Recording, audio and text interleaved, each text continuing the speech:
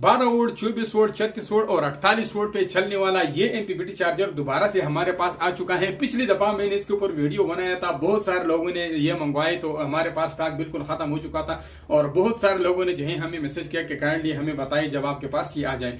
तो finally 60 ampere वाला हमारे पास दोबारा से आ चुका है। इम्पोर्टेड ईस्टर्न कंपनी का ओरिजिनल ये एमपीपीटी चार्जर है। 12 वोल्ट, 24 वोल्ट, 36 वोल्ट और 48 वोल्ट सब पे जो है ऑटोमेटिक ये काम करता है।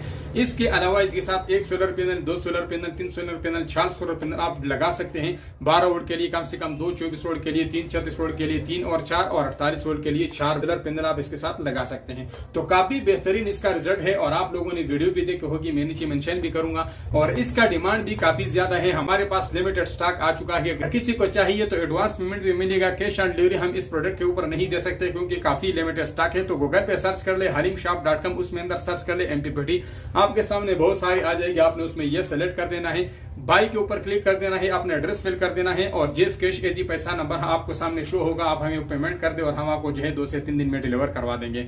तो अगर किसी को चाहिए तो जल्दी जल्दी अपना ऑर्डर कर दे, लिमिटेड स्टॉक है। मिलते हैं इंशाल्लाह नेक्स्ट वीडियो में, तब तक के लिए अल्लाह हाफिज।